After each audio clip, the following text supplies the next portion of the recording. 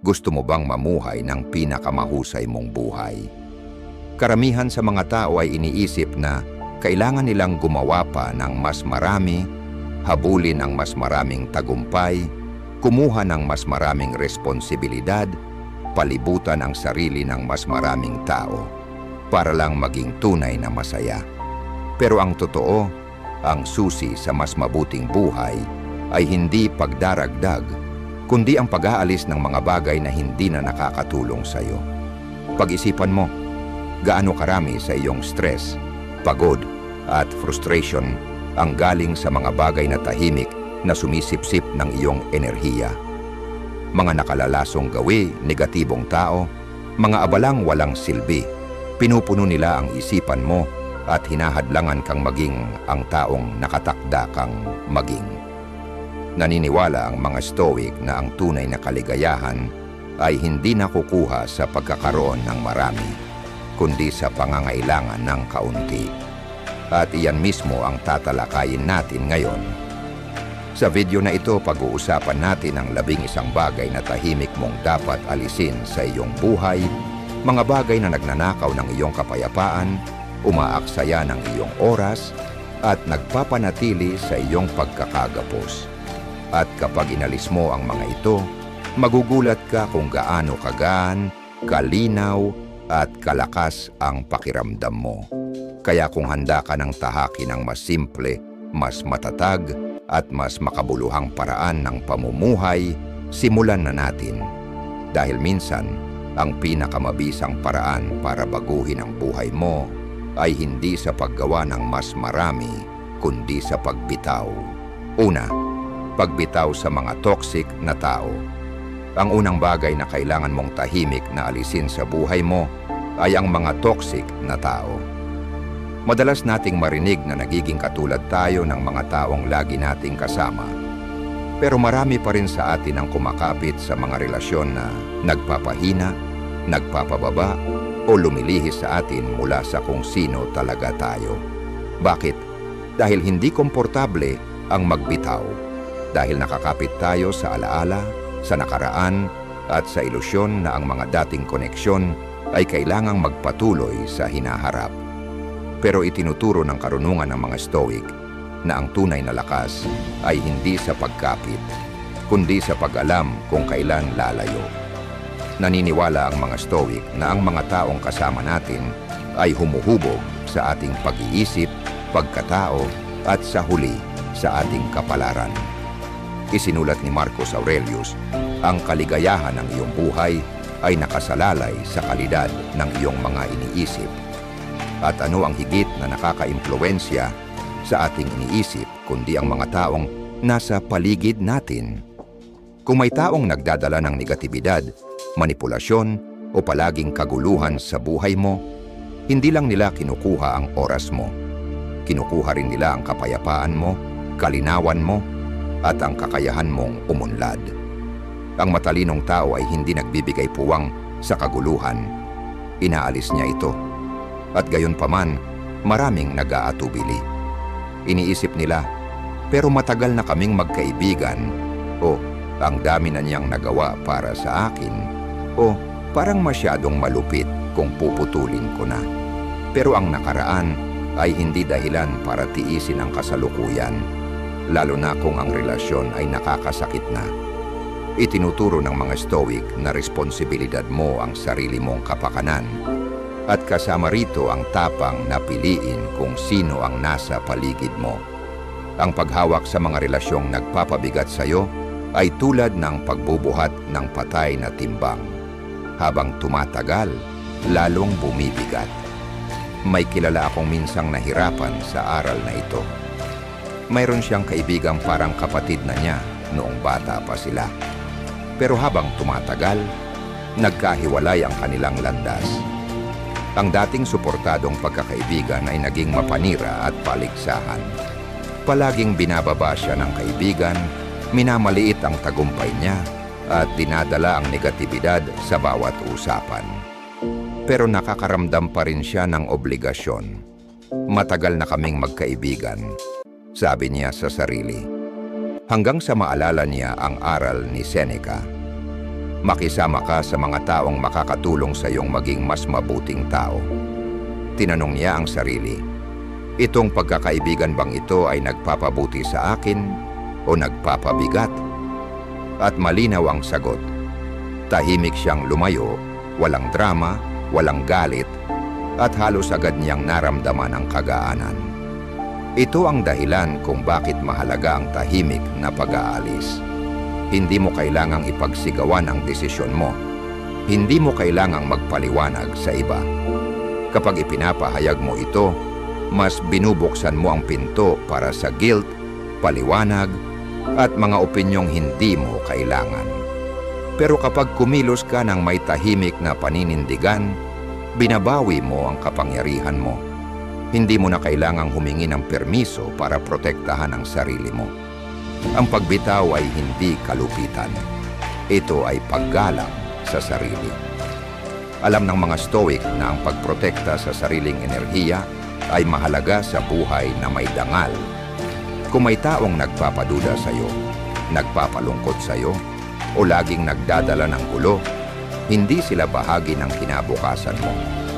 Lumakad ka palayo, walang galit, walang panghihinayang, at may karunungang nagsasabing, ang tunay na lakas ay nasa pagbitaw. Ikalawa, ang pagkakaawa sa sarili. Walang mas higit na sumisira sa isang tao kundi ang pagkakaawa sa sarili. Oo, ang buhay ay maaaring maging malupit, hindi patas, at puno ng pagsubok. Pero ang pagkaawa sa sarili ay wala nang ginagawa kundi pahinain ka.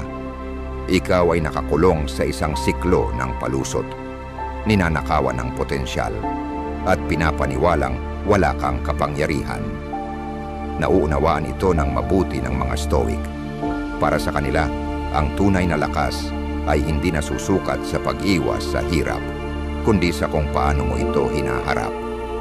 Lahat tayo ay dumaraan sa mga pagsubok. May mas mabigat kaysa sa iba. Pero ang kaibahan sa pagitan ng mga taong bumabangon at sa mga nananatiling nakagapos ay nasa isipan. Ang pagkaawa sa sarili ay hindi magbabago ng kalagayan mo. Hindi nito aalisin ang mga hadlang sa landas mo. Ang ginagawa lang nito ay ubusin ang lakas na pwede mo sanang gamitin para lumaban, magbago, at umunlad. Si Marcus Aurelius, isang lalaking namuno sa Roma sa gitna ng digmaan, salot, at pagtataksil, hindi siya nagpakalugmok sa awa sa sarili. Isinulat niya, may kapangyarihan ka sa iyong isipan, hindi sa mga bagay sa labas. Kapag naunawaan mo ito, matatagpuan mo ang tunay na lakas. Ang kasaysayan ay puno ng mga lalaking mas matindi pa ang pinagdaanan kaysa sayo. Ngunit nakamit pa rin ang kadakilaan. Hindi nila naabot ito sa pamamagitan ng reklamo o sa pagyakap sa mentalidad ng biktima. Ginamit nila ang sakit bilang gasolina. Ginawang hakbang ang bawat hadlang. Para sa mga Stoic, ang pagdurusa ay bahagi ng buhay. Pero kung hahayaan mong ito ang maghubog sa iyo o magpalakas sa iyo, iyon ay pili mo. Ang lalaking inaalipin ng awa sa sarili ay nagiging mahina, mapaghinanakit at walang pag-usad.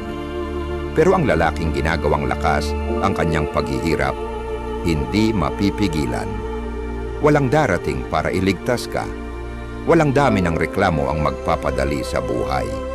Ang tanging daan ay ang pagkilos. Kaya imbes na kaawaan ang sarili mo, bumangon ka. Hayaan mong ang sakit mo ang magpanday sa iyo. Gamitin mo ito, paghariin mo ito, at magpatuloy ka. Ikatlo, mapanagutang paggamit ng social media. Ang social media ay parang isang talim na may dalawang mukha.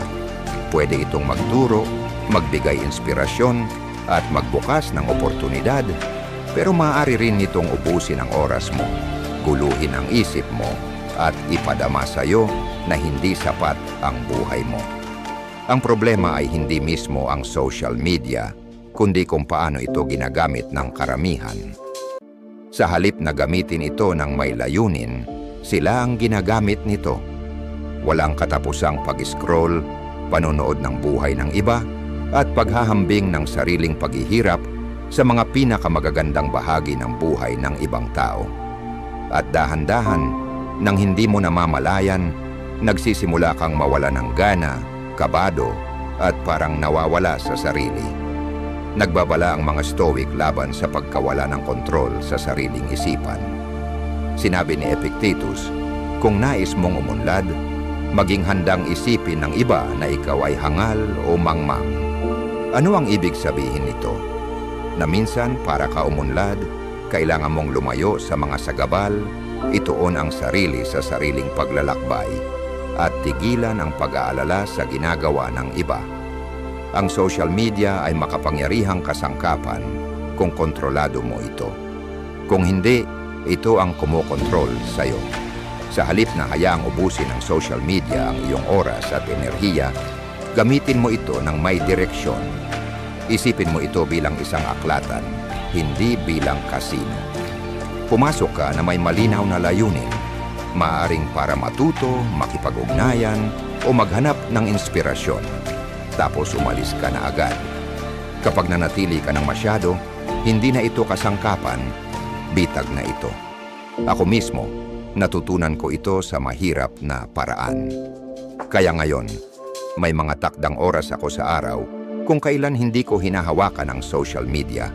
Kapag nagtatrabaho ako, nag-i-ehersisyo, o kasama ang mga mahal ko sa buhay. At kapag online naman ako, palagi kong tinatanong ang sarili ko, may pakinabang ba ako rito o nagsasayang lang ako ng oras? Ang simpleng tanong na yan ang nagligtas sa akin mula sa oras ng walang kwentang pag-scroll. Kung minsan ay pakiramdam mong pagod, irritable, o mababa ang loob mo matapos gumamit ng social media, iyan na ang isipan mong nagsasabing magpahinga ka muna. Lumayo, maglakad, magbasa, gumawa ng isang bagay sa totoong mundo na nagbibigay saya at sigla sa'yo. Dahil sa dulo ng lahat ng ito, ang buhay ay hindi para panoorin, kundi para ipamuhay. Kaya huwag mong sayangin ito sa kakapanood ng kwento ng iba. Isulat mo ang sarili mong kwento. Ika-4, pagdududa sa sarili.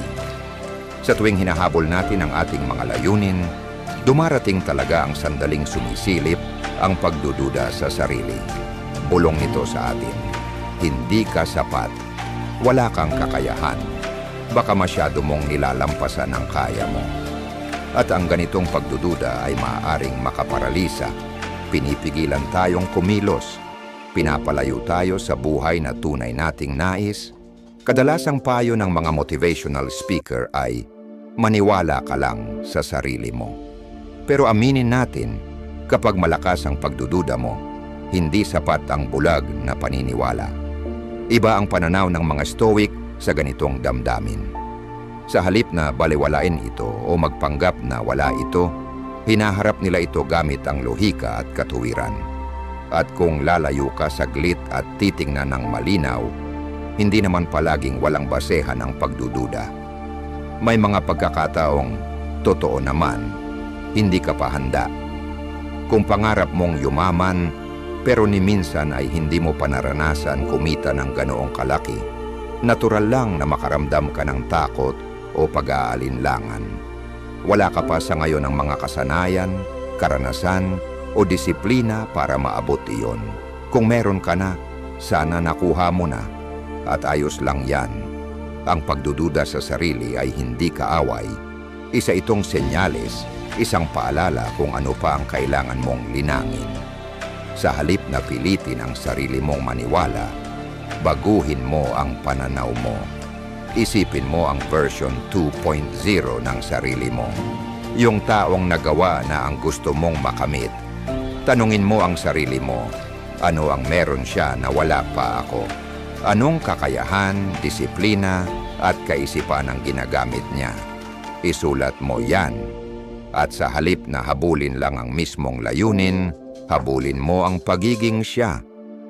Sa bawat bagong kasanayang natutunan mo, sa bawat karanasang pinagdaanan mo, sa bawat disiplina mong hinubog, palapit ka ng palapit sa Kanya. At habang lumalago ka, kusang nawawala ang pagdududa. hindi dahil pinilit mong magtiwala, kundi dahil nagawa mong patunayan sa sarili mo na kaya mo talaga. Ang pinakamabisang paraan para harapin ang pagdududa ay hindi ang pagtakasan ito o hayaang pigilan ka. Gamitin mo ito bilang gabay, isang paalala na kailangan mo pang lumago. Kaya sa halip na tanungin mong, bakit ako nagdududa? Tanungin mo, ano ang dapat kong gawin para maging taong hindi na nagdududa sa sarili? At pagkatapos, hakbang-hakbang, maging siya ka. Bilang 5, bitawan ang hinanakit. Maraming tao ang nagdadala ng sama ng loob nang hindi nila namamalayan laban sa mga taong nanakit sa kanila, sa mga kabiguang naranasan o kahit sa sarili nila. Ang hinanakit ay nananatili sa kaibuturan ng ating pagkatao. Hinuhubog nito ang ating mga iniisip, nararamdaman at kinikilos, madalas nang hindi natin namamalayan. At kahit pa akala natin ay naitago na natin ito, hindi ito tunay na nawawala. Namumuhay ito sa loob natin at humahadlang sa ating tunay na kapayapaan. Alam ko ang pakiramdam na ito. Matagal din akong nagtanim ng hinanakit sa sarili ko. Sinisisi ang sarili sa mga pagkakamali, sa mga napalampas na pagkakataon, at sa mga bagay na sana ay nagawa ko ng mas maayos. At hindi ko itatanggi, ang galit ay maaring maging makapangyarihang puwersa. Kapag ginamit sa ambisyon, maaari nitong itulak ka pasulong, bigyan ka ng lakas upang lumaban, at gawing walang pagod sa pagtupad ng iyong mga layunin. Pero ito ang katotohanan. Sinisira ng galit ang kaluluwa. Maaring magsilbing gasolina ito sa simula, pero isa rin itong lason na unti-unting kumakain sa iyo. Alam ito ng mga Stoic. Ang paghawak sa galit, kahit pa sa tingin mo ay may dahilan ka, ay parang pag-inom ng lason habang inaasahang ang iba ang mamamatay. Hindi mo kayang dalhin ang galit sa puso mo habang buhay.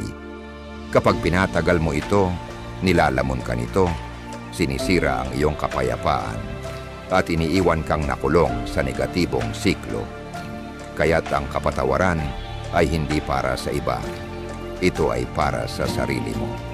Hindi ito nangangahulugang pinabaliwala mo ang nangyari o nagbubulag-bulagan sa sakit. Ang kapatawaran ay ang pagpiling huwag nang hayaang kontrolin ka ng nakaraan. Naniniwala ang mga Stoic na dapat tayong tumuon lamang sa mga bagay na kaya nating kontrolin. At isa sa ilang bagay na palagi mong hawak ay ang iyong isipan at ang kakayahang bitawan ang sakit. Kung kailangan mong gamitin ang hinanakit bilang motibasyon, gawin mo. Hayaan mong itulak ka nito patungo sa paglago. Pero kapag nagawa na nito ang layunin nito, pakawalan mo ito. Palayain mo ang sarili mo sa bigat ng pasaning iyon. Dahil sa huli, ang pagpapatawad ay hindi kahinaan. Ito ang pinakamataas na anyo ng lakas. Ito ang susi sa panloob na kapayapaan, kaligayahan, at tunay na kalayaan. Bilang 6, alisin ang ingay, napakaraming ingay sa paligid natin. Ang walang humpay na daloy ng balita, mga update sa social media, at ingay mula sa digital na mundo ay pumupuno sa bawat sandaling tahimik. Hinihila tayo sa libo-libong direksyon. Tayo ay konsumo ng impormasyon na bihira nating tanungin ang sarili. Kailangan ko ba talagang malaman ito? Nakakatulong ba ito sa akin o nakakaabala lang? Minsan, ang pinakamagandang magagawa natin para sa ating isipan, konsentrasyon at kapayapaan ay ang patahimikin ang ingay. Nauunawaan ng mga Stoic ang kapangyarihan ng katahimikan.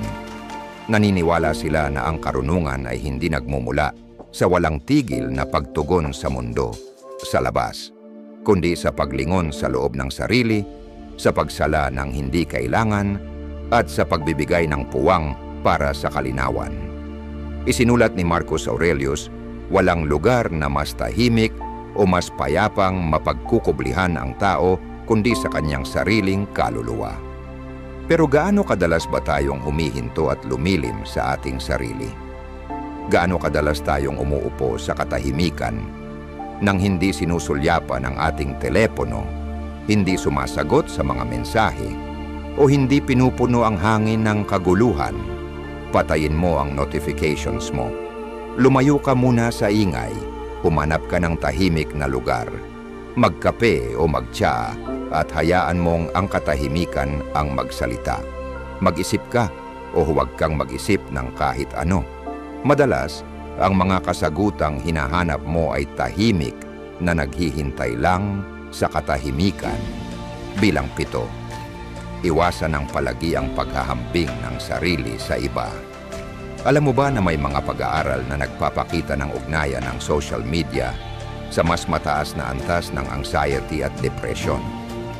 Ayon sa isang pag-aaral mula sa University of Pennsylvania, ang mga taong nagbawas ng paggamit ng social media sa 30 minuto bawat araw ay nakaranas ng mas mababang stress at mas mataas na kasiyahan sa buhay. Bakit? Dahil ang paghahambing ay magnanakaw ng kaligayahan. At habang mas madalas nating ihambing ang ating sarili sa iba, mas lalo tayong nawawalan ng saysay at saya. Karamihan sa mga tao ay laging naghahambing ng kanilang sarili sa iba. And ito ang dahilan kung bakit sila nakakaramdam ng pagka-stuck at kawalan ng kasiyahan. Natural lang naman na tumingin sa ginagawa ng iba, pero ang paghahambing ay parang tabak na may 2 talim. Maaari kang hikayatin nitong magpursige, pero maaari ka ring iwanang pakiramdam mo ay kulang, balisa at bigo. Kapag sobra kang nakatutok sa ginagawa ng iba, nawawala sa paningin mo ang sarili mong landas. Alam ito ng mga Stoic. Isinulat ni Marcus Aurelius, gaano karaming oras ang naiipon ng taong hindi na lang pinapansin kung ano ang sinasabi, ginagawa o iniisip ng kanyang kapitbahay at sa halip ay inuukol ang pansin sa sarili niyang ginagawa. Imbes na ituon ang pansin sa progreso ng iba, ituon mo ito sa sarili mong paglago. Bawat tao ay may kanya-kanyang landas at ang epektibo sa iba ay maaaring hindi angkop sa iyo. Sa sandaling huminto ka sa paghahambing, doon mo mas makikita at maa-appreciate ang sarili mong pag-unlad. Ngunit linawin natin, may halaga ang paghahambing sa kompetisyon. Kung ikaw ay nasa sports, negosyo o anumang uri ng paligsahan, makakatulong ito upang mag-improve.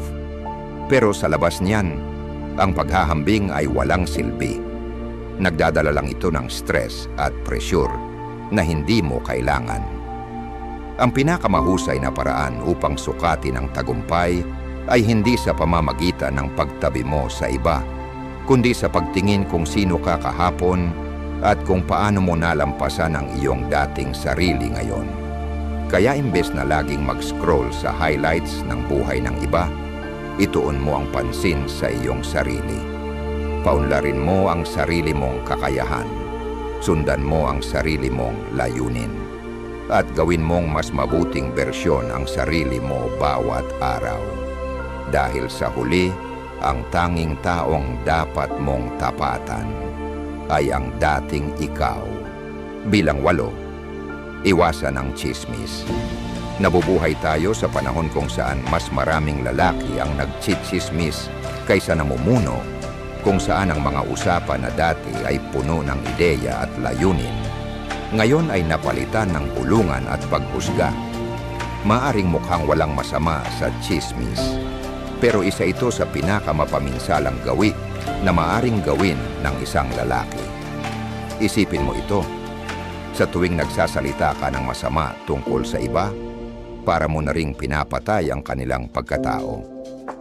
Hindi mo man inaalis ang kanilang buhay, sinisira mo naman ang kanilang reputasyon, binubulungan mo ang isipan ng iba laban sa kanila, at pinapalala mo ang isang siklo ng negativity na walang maidudulot na mabuti kaninuman. Naniniwala ang mga Stoic sa pagkakaroon ng disiplina sa sarili, hindi lang sa kilos, kundi pati sa pananalita. Binalaan ni Epictetus na ang sinasabi natin ay refleksyon ng kung sino tayo. Ang pagtsitsismis ay senyales ng insecurities, kaliitan ng kalooban, at kakulangan sa disiplina. Isa itong pagtakas mula sa sariling pagkukulang sa halip na pagsusumikap sa pag-unlad. Karaniwan ang taong mahilig magsalita ng masama sa iba ay siya ring may mga bagay na ayaw harapin sa kanyang sarili. Ang masasamang salita ay parang apoy, kapag naikalat, hindi na maibabalik. Isang simpleng pagsusulit bago magsalita. Gusto ko ba itong marinig kung ako ang pinag-uusapan? Kung ang sagot ay hindi, mas mabuting manahimik ka na lang. Ang tunay na malakas na lalaki ay nagtatayo habang ang mahina ay sumisira. Alin ang pipiliin mong maging? Kahit ang mga tao sa paligid mo ay puro chismis, huwag kang sumali. Sa halip, piliin mong makisalamuha sa mga taong pinapahalagahan ang positibong pag-uusap, katapatan, at makabuluhang usapan. Ang isang lalaki ay dapat gamitin ang kanyang mga salita upang magbigay lakas, magturo, at magpatibay, hindi upang gibain ang iba. Sa paggawa nito, bumubuo ka ng isang kultura ng respeto at karunungan. At sa prosesong iyon, ikaw mismo ay nagiging isang lalaking may tunay na halaga. Bilang siyam, ang paghihintay sa perpektong sandali. Karamihan sa mga tao ay nauubos ang buhay sa paghihintay. Paghihintay ng tamang oras para magsimula ng negosyo, magsimula ng bagong habit, gawin ang susunod na hakbang sa relasyon, o habulin ang kanilang mga pangarap. Pero ito ang katotohanan. Ang perpektong sandali ay hindi umiiral. Hindi ito kailanman naging totoo at hindi ito kailanman darating. Ang buhay ay magulo, hindi tiyak, at puno ng sorpresa. At kung hihintayin mong magsipagtugma ang lahat bago ka kumilos, baka habang buhay kang maghintay. Alam ito ng mga Stoic. Naniniwala sila na ang tanging mayroon tayong kontrol ay ang kasalukuyang sandali. Hindi ang nakaraan, hindi ang hinaharap, kundi ang ngayon lang. Isinulat ni Seneca, habang hinihintay natin ang buhay, dumadaan na ito. Kung patuloy kang maghihintay ng tamang oras, darating ang panahong magigising kang napag-iwanan ka na at ang mga pagkakataon matagal nang lumipas. Natutunan ko ito sa mahirap na paraan. Ilang taon na ang nakalipas, lagi kong sinasabi sa sarili ko na magsisimula ako ng negosyo. Pero kapag handa na ako, kailangan ko pa raw ng mas maraming kaalaman, mas maraming karanasan, mas matatag na pinansyal na kalagayan, o yun ang palusot ko. Sa tuwing may pagkakataon akong magsimula, nag-aalangan ako. Naghihintay ako ng kasiguraduhan. Hanggang isang araw nakausap ko ang isang matagal ko ng kaibigan. Kakabitaw lang niya sa trabaho at nagsimula ng sariling kumpanya na may kalahati lang ng karanasang meron ako at walang perpektong plano. Isang taon ang lumipas, siya ay umuunlad na. Ako, nandoon pa rin sa parehong lugar, naghihintay. Doon ako natauhan. Ang kaibahan ay hindi kakayahan, kundi kilos. Tumigil na akong maghintay, tumalon ako. Kahit magulo at puno ng pag-aalinlangan ang simula, iyon ang pinakamagandang desisyong nagawa ko. Walang perpektong oras para magsimula ng negosyo, magsimulang magbago, o kunin muli ang direksyon ng iyong buhay. Ang tanging magagawa mo ay magsimula ngayon, kahit magulo, kahit hindi sigurado, basta magsimula ka. Ang pagkilos ay lumilikha ng momentum. Ang paghihintay ay lumilikha ng pagsisisi. Kung palagi kang maghihintay ng tamang panahon, buong buhay mong panonoorin ang iba na kinukuha ang mga pagkakataong hindi mo kailanman sinubukan. Ang perpektong oras ay katang-isip lamang. Ang oras ay ngayon, bilang 10. Huwag masyadong seryosohin ang sarili. Kapag usapan ay tungkol sa mga layunin mo sa buhay, mahalaga ang disiplina. Kung wala kang focus, konsistensya, at sipag, imposibleng makamit ang tagumpay. Pero kasing halaga ng disiplina ang balanse. Pwede kang seryoso sa iyong mga ambisyon nang hindi mo kinakalimutang tumawa, magsaya, at pahalagahan ng maliliit na kaligayahan sa buhay. Kung bawat sandali ay inuubos mo sa pag-iisip tungkol sa pagiging produktibo at self-improvement, may panganib kang ma-burnout, mawalan ng gana, at maramdamang parabang isang walang katapusang trabaho ang buhay. Nauunawaan ito ng mga Stoic. Bagamat binibigyang diin nila ang pagdidisiplina sa sarili, naniniwala rin sila sa kahalagahan ng pag-enjoy sa buhay habang nasa landas ng paglago. Sabi ni Seneca, mahaba ang buhay kung marunong kang gamitin ito. Hindi ito nangangahulugang puro trabaho lang, kundi ang pagiging marunong kung kailan ka dapat humataw at kung kailan ka dapat huminto, huminga at pahalagahan ang biyahe. Ang tawa at mga sandaling puno ng tuwa ay nakakabawas ng stress, nagbibigay ng bagong sigla at tumutulong para manatili kang motivated. Ginagawa nitong mas masaya ang proseso at iniiwasan mong maramdaman na parang nakakulong ka sa walang katapusang cycle ng trabaho at pagpapaunlad. Madalas nating paniwalaan na ang tagumpay ay nangangailangan ng walang humpay na intensity. Pero ang totoo, ang mga taong marunong mag-enjoy sa proseso ang siyang tumatagal. Oo, ang sipag at disiplina ang magdadala sa iyo sa malayo. Pero kung hindi mo rin pahihintulutan ang sarili mong magsaya, para saan ka ba talaga nagsusumikap?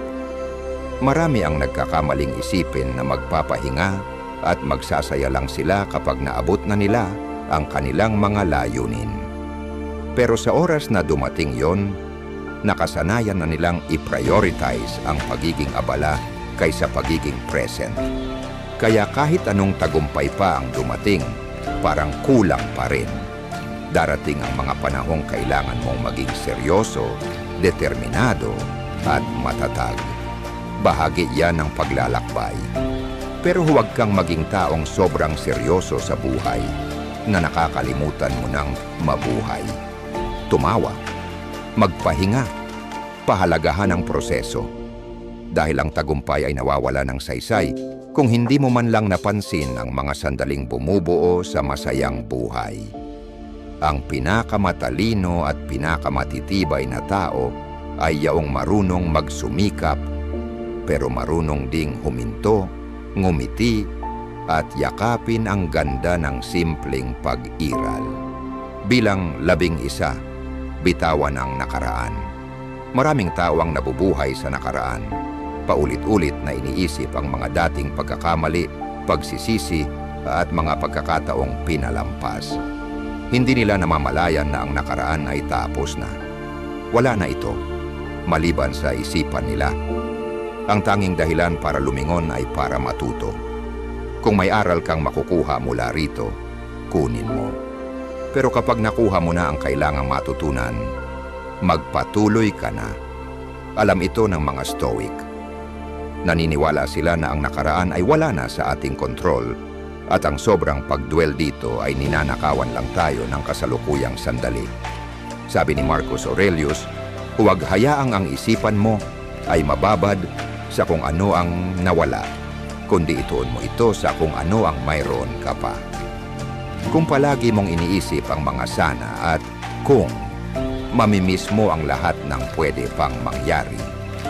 Ang pinakamahalagang sandali sa buhay ay ang ngayon. Hindi mo na mababago ang nakaraan kahit ilang ulit mo pa itong isipin. Ang tanging oras na hawak mo ay ang mismong sandaling ito at tanging isang hangal ang magsasayang ng kasalukuyan sa pagkapit sa isang bagay na wala na. Kung gusto mong umangat sa buhay, ituon mo ang atensyon mo sa ngayon. Dahil doon naroroon ang iyong kapangyarihan, doon nagsisimula ang tunay na pagbabago.